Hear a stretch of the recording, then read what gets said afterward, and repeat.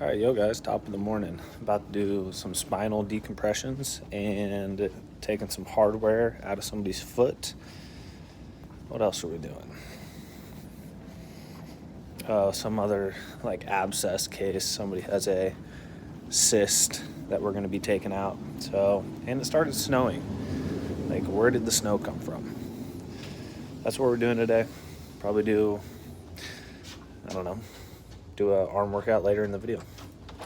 Start of the weekend. What are you guys doing this weekend? What's poppin'? Huh? I've been thinking about doing almost like a daily series. So rather than posting 3 to 4 YouTube videos a week, just start recording what I'm doing in my days. And my days usually consist of 3 things. I feel like every day consists of 3 things. I'm always doing something in the morning, then you got the afternoon, then you got the nighttime. The only thing that I don't really enjoy is if I'm posting at night, I don't want to be recording late at night and then trying to edit that footage. And I like posting the things that I record during my day at night, so I don't want to be I don't want to be recording one day and then editing the next. I would just get super bored doing it that way. So I want to put out content basically on a daily basis. And I need to be more time efficient. And, everybody says that they don't have the time to do things, when in reality, one of the only things that we have is time. So I don't really find that to be a good excuse. I just think if I ever feel like I don't have time for something, I just need to cut out the bottom barrel of the bullshit that I'm currently doing. The problem is the bottom barrel of the bullshit that I'm currently doing is things that I don't want to give up. We're about to go hit some shoulders, biceps, and triceps. So my last workout was Wednesday. Today is Friday. I did back and biceps, just a little bit of biceps, just because I knew I was going to be hitting them today. And Friday night, it's not Friday night yet. It's 3 o'clock. So I have a few hours to kill. I would imagine I'm probably going to go to the gym around like 6 o'clock, maybe 6 or 7 tonight. Fridays, one of my favorite days to lift. Nobody's going to be at the gym. And I find it to be like an easy way to win the start of a weekend, right? Like, I could get off at 3 o'clock right now and go hang out with some friends and, start the degeneracy of going and drinking and, doing X, Y, and Z. But those things hurt my physique, obviously. So my thinking is, like, this is how I've thought about weekends for a pretty long time.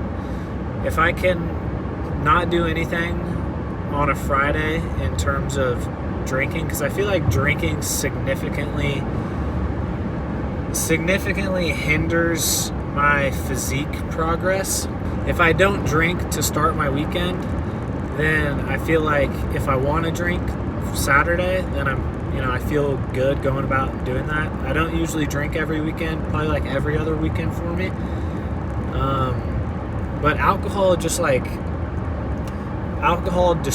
me. I don't know a better way to put it.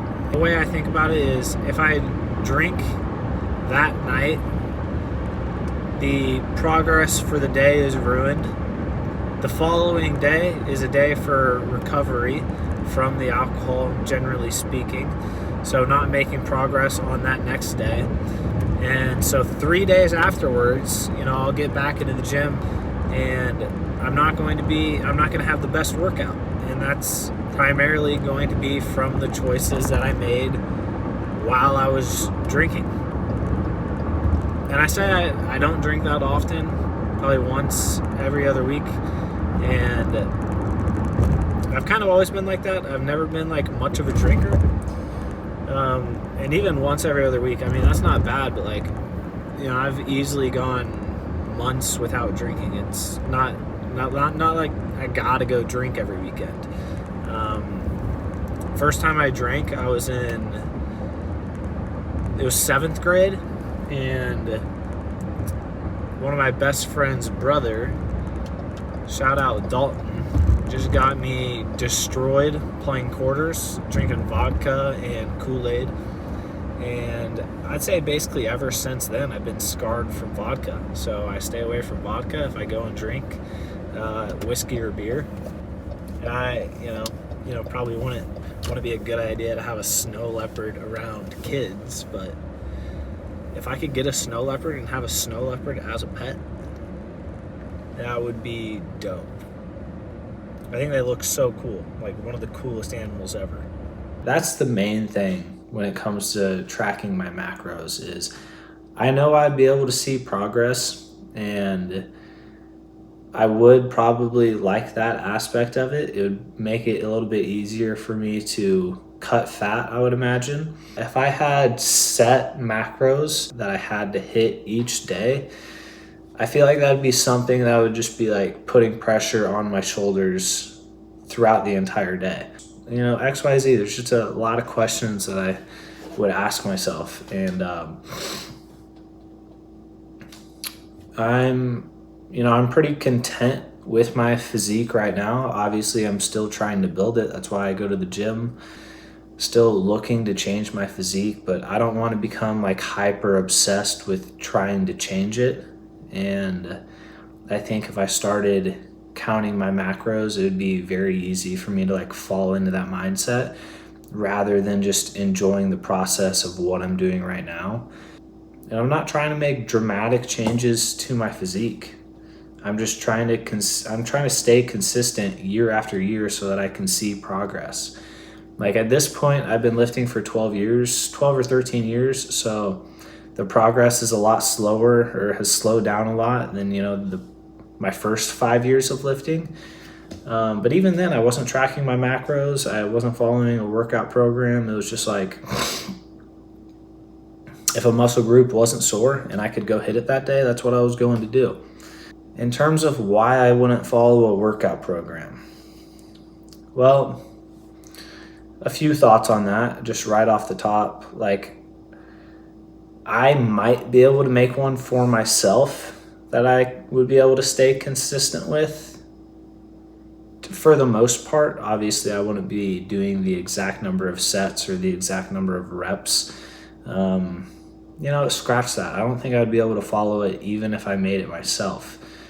I was going to say, like, if I made it myself, it would be possible I could follow it, but it wouldn't. I wouldn't be able to do it. And there's no chance that I would follow somebody else's workout program. Just because they don't know how I like training. And during my workout sessions, they don't know how my muscles are feeling. So, and that's the same thing for me. That's why I say, like, I wouldn't even follow my own workout program. Is because if I'm doing a particular exercise and I'm getting a good fatigue to the muscle, or I'm getting a good pump, or I'm really enjoying it or something like that, I'm not going to stop at 3 or 4 sets of doing 6 to 10 reps and then just move on to the next exercise. It's like, if I'm having a good time doing that particular exercise during that particular workout, then that's what I'm going to stick with. And I could do that for, every single muscle group. So nobody knows your body like you know your body. And one thing that I wanted to say, just like to end this, is talking about the mind-muscle connection real quick. It's the connection that you have with your muscles while you work out. It's the pump, it's the feeling that you get from doing, intense exercise or hypertrophic exercise, whatever you want to call it, some sort of exercise in order to fatigue the muscle. Let's say you get a great mind muscle connection doing hammer curls, but when you do straight bar curls, there's no mind muscle connection and you don't really feel it that well. And I know it's probably not the best example in terms of the two exercises that I just chose, but let's just go with that for a second, okay? Hammer strength curls, you feel great. Barbell curls, you don't feel them at all. They're awful. And that could be vice versa for a lot of people, right? It's very individualistic of what exercises people tend to like and enjoy. And I would say if you're, getting a great workout doing hammer strength curls and you feel them really well, there would be no point going from that exercise that you're feeling really well to going and doing something that's not going to give you that same feeling, that same mind-muscle connection. And it's not all about mind-muscle connection either, but it is very important when you're doing hypertrophy work. Less important when you're doing compound movements, I would say, or you're training for strength. But just like a quick note that I want to add, whenever I'm doing compound movements, I'm focusing on being explosive rather than focusing on the mind-muscle connection. So when I'm benching, and I just did a previous video of doing 315 by 50, and perfect example, like when I'm locking out those reps and I'm doing 315 and I know I have a lot of reps to go, I'm not going to be squeezing my chest as hard as I can, getting the most pump for every rep. I don't really care about the pump when I'm doing when I'm doing strength work. But when it comes to hypertrophy work, that's when the mindset shifts a little bit. Yeah, I guess just a few things I wanted to talk about. But, still trying to get to 100 videos. I think I'm at 40 something, so almost halfway there. And I appreciate everybody that has subbed to the channel. All right, guys, got here around 6:30, played basketball for 20 minutes. Now onto the warm-up. Got 10 minutes on here. Started with dead hangs. We're gonna do push-ups, pull-ups, and core work. Hey guys, so it turns out I did something to my mic. I might have pressed something, but the voice sounds extremely funny, or the audio just sounds awful. So I'm gonna walk you guys through my workout doing a voiceover. Right here, just showing a few clips of what I do to warm up. And this is pretty typical for me. Just the pull-ups, push-ups, and core work. And then once we're all ready, we're gonna get into some shoulders. Okay, starting the workout with shoulders. We have a superset here doing dumbbell front raises and barbell front raises. And the first thing that I'll mention whenever I'm hitting shoulders is finishing with a pronated grip, meaning that my palms are down like you see here.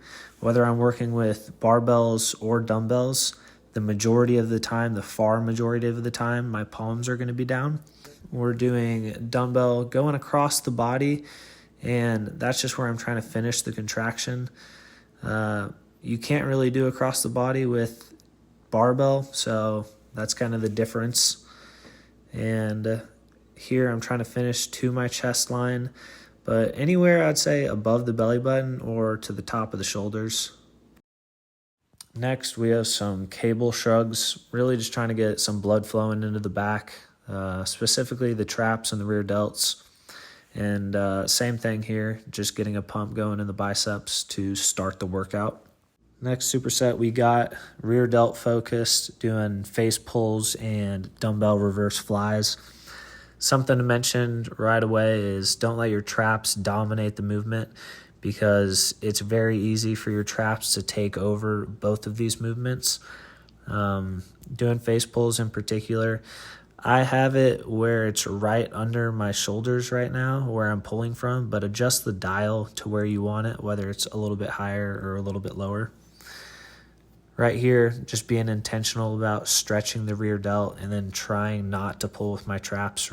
Did 2 sets of each, no break in between the sets either, just back to back on both of the supersets.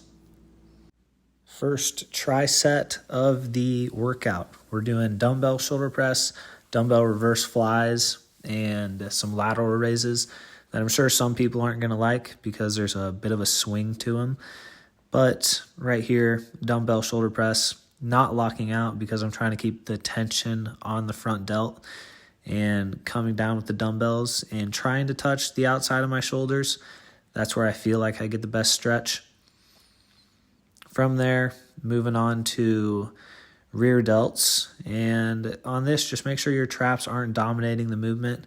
I'm doing these seated, so a little bit less movement right off the rip. Like if I was standing, I'd probably have a little bit more of a swing to it. But seated, there's a different squeeze, I would say. Next, lateral raises, and a bit of a swing, like I said, but just focusing on the contraction at the top, trying to get to shoulder height, chest up, and then a pronated grip. This is a grip I'll sometimes use to emphasize the stretch in the rear delt. Not always, but occasionally. The final shoulder workout, and it's going to be the second tri-set of the workout. Starting with lateral raises, a bit more strict than the last set, not going all the way up. Trying to keep the tension on the side delt, and these are pretty difficult. Main thing here is just focusing on finishing with my chest up. Next, we're going into dumbbell shoulder press, stabilizing myself with my core, and then not locking out any of these reps because I'm trying to keep tension on my front delt. Not saying locking out is bad, I just do them both ways, and doing it like that feels really good to me, so that's what I was doing. Dumbbell reverse flies. At this point, it's pretty easy for me to feel where I need to be pulling and contracting, so a little bit less movement on these. All right, moving on to probably the most challenging part of the workout for me, doing seated dips with dumbbell incline curls. And it's pretty difficult just because I'm not taking any breaks between my sets. So I did 4 supersets, 8 sets in total. And my logic is if I'm doing 2 different muscle groups, like say I'm hitting biceps, then my triceps are getting a break and vice versa. So not really taking any breaks between these. Doing a lot of different kinds of sets for the curls, whether it be hammer, supinated, bilateral, alternating. I don't think I did any single arm. Something I'll mention about the dips though real quick is I like to keep as much pressure on my palms as I can. I feel like it helps me isolate my triceps a little bit better, and I get a better pump from doing it. So keeping the pressure on my palms and then just going slow and controlled. Last little set, some hammers, tricep pushdowns, doing 3 sets in total, and the third set is a drop set. Going to failure for all of these sets, decently light. The first set was a set of 20, the second set was a set of 14, and then the third set, I think I did maybe anywhere between 8 and 12 reps, and then dropped the weight down because it was a drop set, and then finished with another 8 to 12 reps. And that's what we did here. Last up for the triceps, we have single arm pushdowns, isolation work going slow and controlled, and we end up supersetting with biceps, basically like the last 5 to 10 minutes of the workout here. Doing barbell curls, something that I like to do is tuck my elbows into my lats. I feel like I'm better able to stabilize my biceps doing it that way, and a little bit more isolation for me. Here we're doing a drop set, and I believe this is the last set, and I think this is also a pretty good clip where you guys can see where I finish. So I can finish with my elbow straight down, a little bit in front of me, a little bit behind me, but in reality, I feel like it's wherever you feel it the best. So play around with it and find out what works for you. To finish off the arm day, of course, we're doing a pretty basic movement, barbell curls. And notice there's a different stretch in a few of these reps. So like right there, I didn't go all the way down.